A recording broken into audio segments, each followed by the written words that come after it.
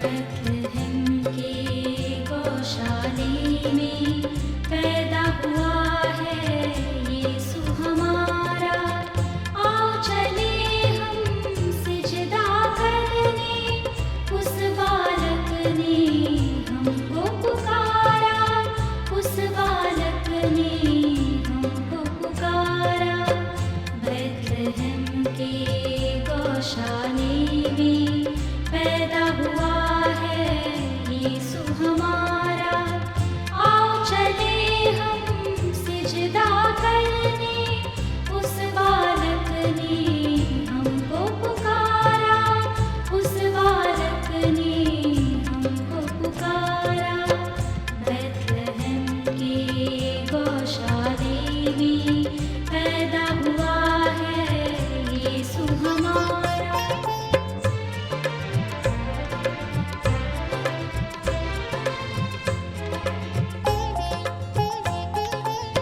प्यार पिता का तुम ये देखो, स्वर्ग से उसने प्रेम है भेजा। प्यार पिता का तुम ये देखो, स्वर्ग से उसने प्रेम है भेजा। आगे बचाए जाए सभी हम, आगे बचाए जाए सभी हम। शांति और मुक्ति जीवन पाए, शांति और मुक्ति जीवन पाए। बैतलहम के गौशाले में पैदा हुआ है यीशु हमारा। आओ चले हम सिजदा करने, उस बालक ने हमको पुकारा, उस बालक ने हमको पुकारा। बैतलहम के गौशाले में पैदा हुआ है यीशु हमारा।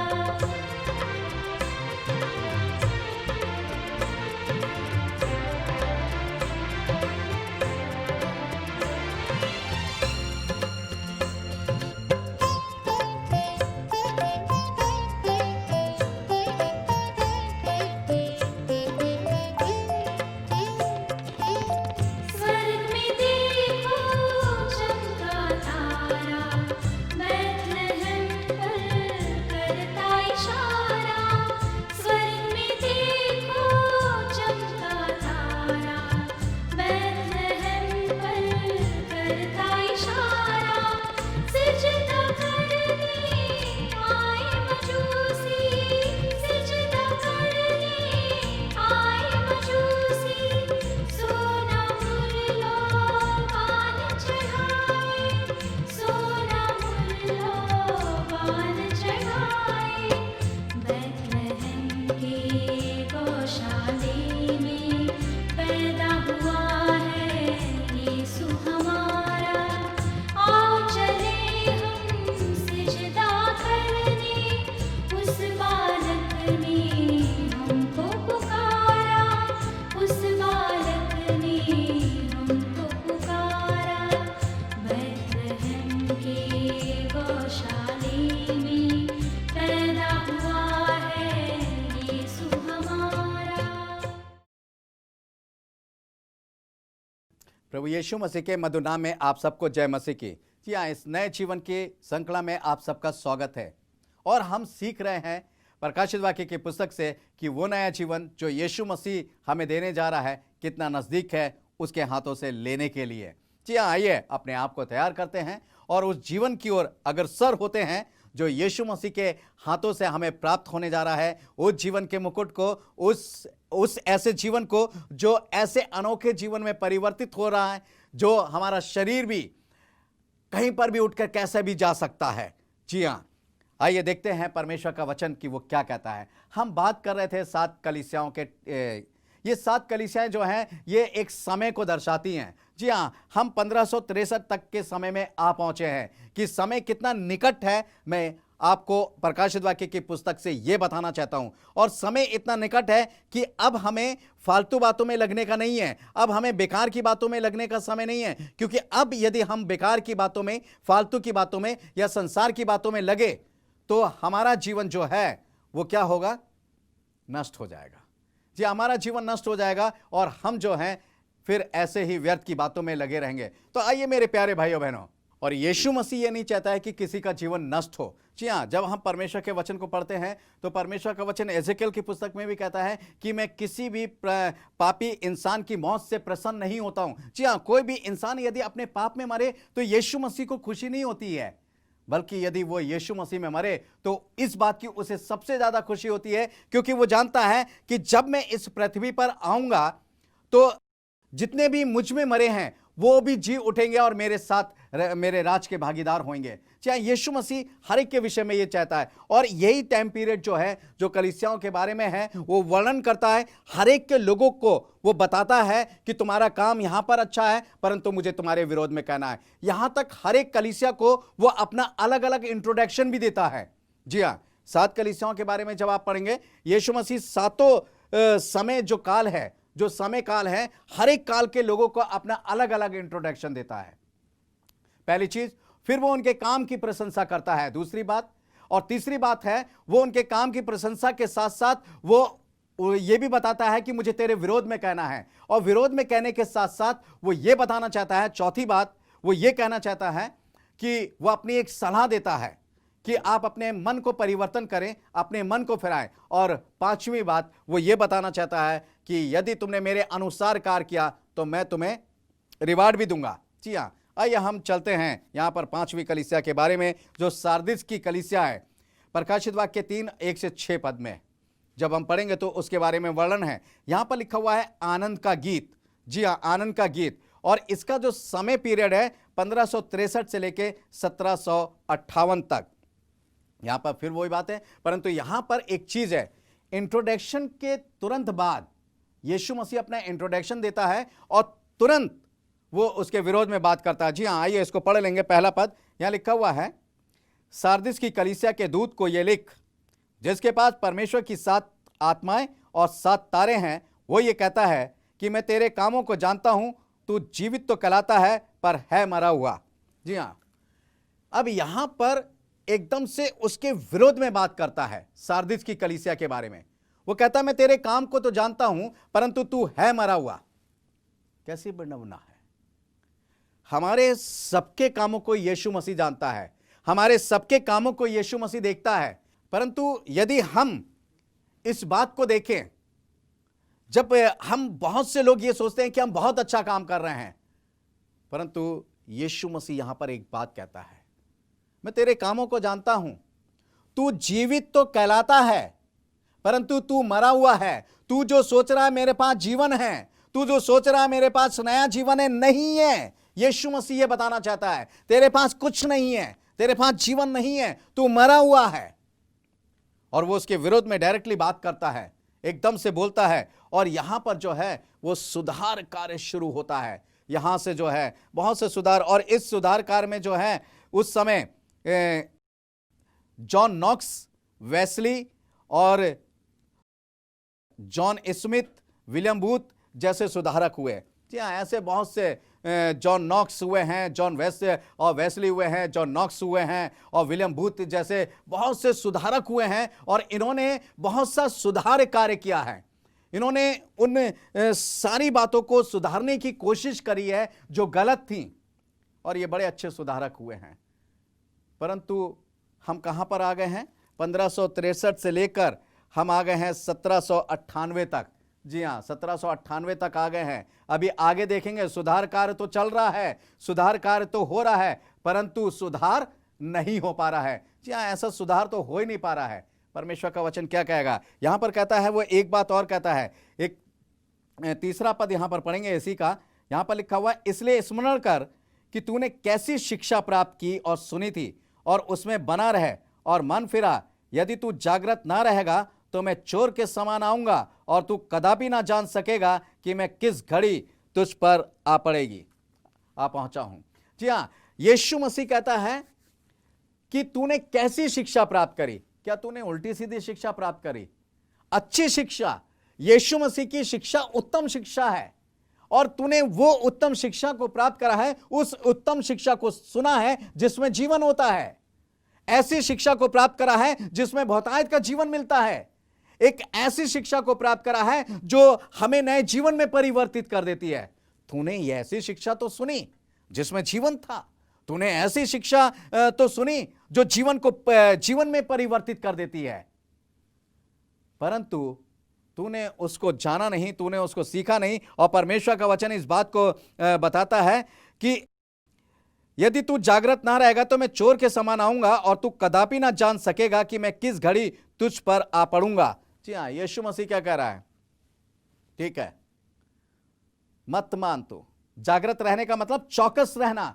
चौकस मत रह, क्योंकि जो शिक्षा तूने सुनी है तू चौकस नहीं रहा कि उसमें बना रहता, और इसलिए जब तू उसमें बना हुआ नहीं है, यीशु मसीह का वचन इस बात को बताता है, परमेश्वर का वचन इस बात को कहता है मेरे प्यारे भाइयों बहनों, कि वो कह रहा है कि मैं अचानक किसी भी घड़ी आ जाऊंगा एक चोर के समान। आपको पता है चोर कब आता है? कौन से दिन आएगा, कौन से समय में आएगा?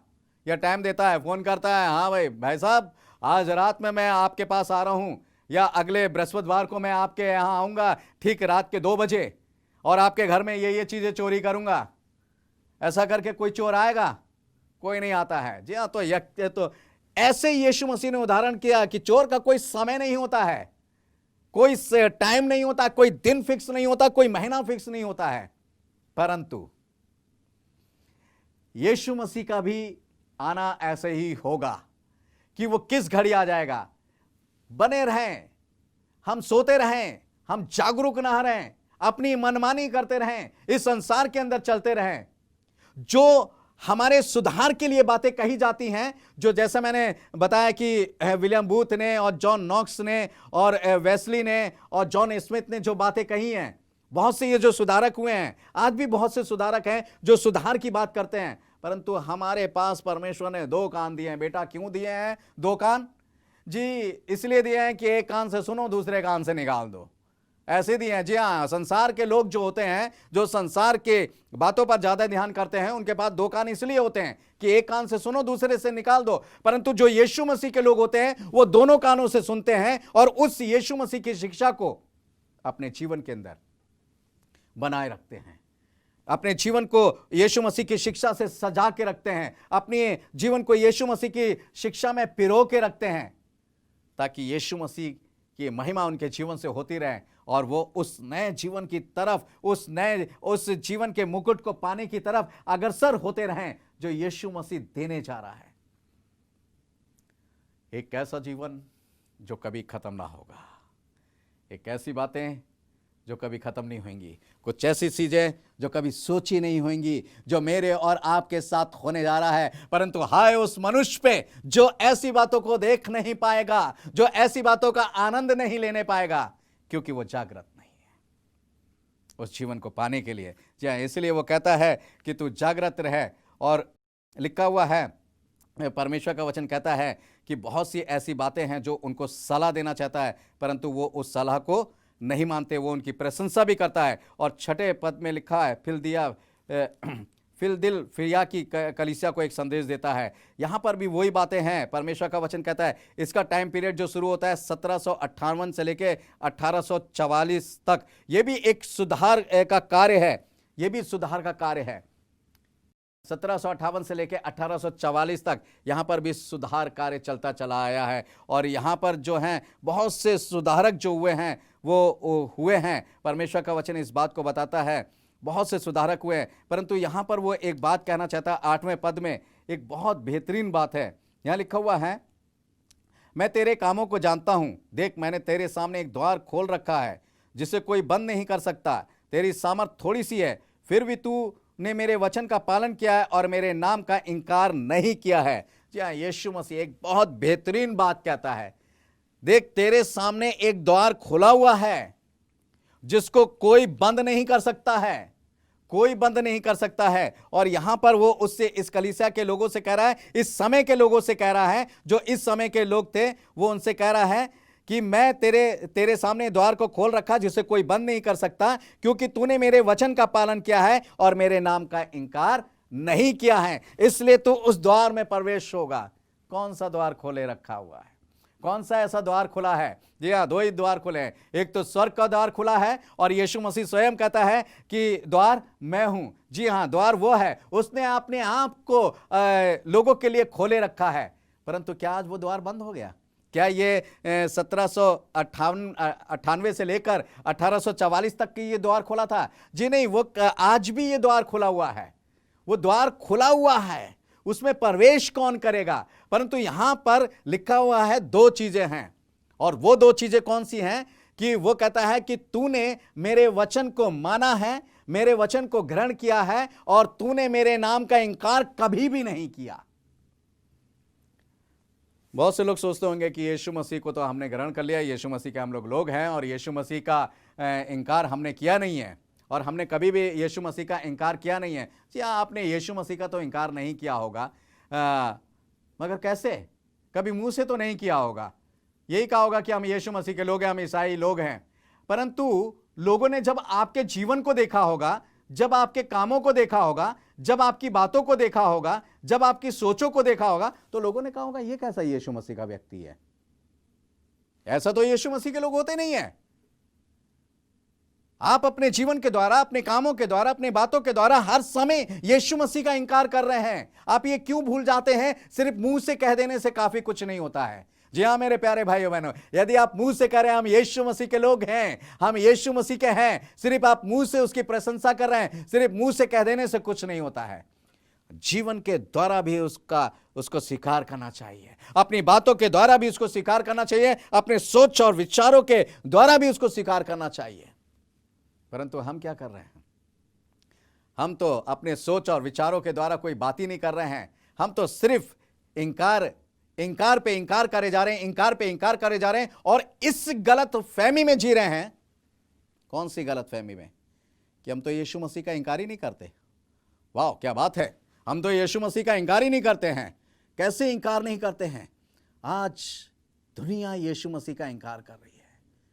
आज लोग यीशु मसीह का इंकार पे इंकार करे चले जा रहे हैं, और उसके बावजूद भी इस बात को बताते हैं कि हम तो यीशु मसीह के लोग हैं, हम तो यीशु मसीह की बातों को मानने वाले लोग हैं। कैसे मानने वाले लोग हैं? जीवन कुछ कहता है, मुंह कुछ कहता है, काम कुछ कहते हैं, बोली कुछ कहती है, और हमारे सोच कुछ कहती है, हमारी भाषा कुछ कहती है। कुछ समझ में नहीं आता है कि कैसे यीशु मसीह के हम यीशु मसीह का वर्णन करते हैं, कैसे हम यीशु मसीह के लोग हैं। नहीं मेरे प्यारे भाइयों बहनों, यहाँ पे परमेश्वर का वचन कहता है, इसलिए वो हमारे कामों के बारे में बताता है कि हम कैसे हैं। आज की इस सभा में हम प्रभु के लोग नहीं हैं। लास्ट वाली कलीसिया का नाम है लौदीकिया की कलीसिया, और जिसका वर्णन दिया गया है प्रकाशित वाक्य 3 से 14 से 22 तक। इसका मीनिंग है न्याय या लोगों का न्याय। जी हाँ, इसका, और ये 1844 से इसकी शुरुआत होती है, और ये अंत समय तक, जब तक प्रभु ना आए, इसका टाइम पीरियड चलता रहेगा। यानी यह हम लोगों के लिए है। आज की तारीख में जो लोग जी रहे हैं, ये उनके लिए है। उनके लिए जरा एक पद पढ़ेंगे, 2 पद पढ़ेंगे। क्या कहता है? उनके तो विरोध की बात ही नहीं होती, विरोध की कह रहा हूं, उनके तो कामों की बात नहीं हो रही है, उनकी तो किसी चीज की बात ही नहीं हो रही है। क्या कह रहा है प्रभु यीशु मसीह? जी हाँ, चलिए पढ़ते हैं। यहां लिखा हुआ है, सबसे पहली बात लिखा हुआ है, पहले मैं इंट्रोडक्शन पढ़ूंगा। वो अपना इंट्रोडक्शन क्या देता है आज के लोगों के लिए। लुदिकिया की कलीसिया के दूत को ये लिख, जो आमीन, आमीन का मतलब ऐसा ही हो, विश्वास योग और सच्चा गवाह है, वह परमेश्वर की सृष्टि का मूल कारण है। जी हाँ, उसने अपना इंट्रोडक्शन दिया है आमीन। वो आमीन है यीशु मसीह, कि उसमें सब कुछ पूरा होता है। वो विश्वास योग है। जी हाँ, आप दृढ़ता पूर्वक उस पर विश्वास रखते हैं तो वो विश्वास के योग है। और फिर वो कहता है कि वो सच्चा गवाह है। जी हाँ, वही एक ऐसा गवाह है जिसकी गवाही सच्ची मानी जाती है। परंतु वो कह क्या रहा है? आइए देखें क्या कहता है यीशु मसीह।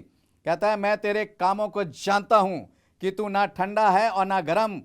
भला होता कि तू ठंडा या गर्म होता, इसलिए कि तू गुनगुना है और ना ठंडा है ना गर्म है, मैं तुझे अपने मुंह से उगल देने पर हूं। क्या बात है!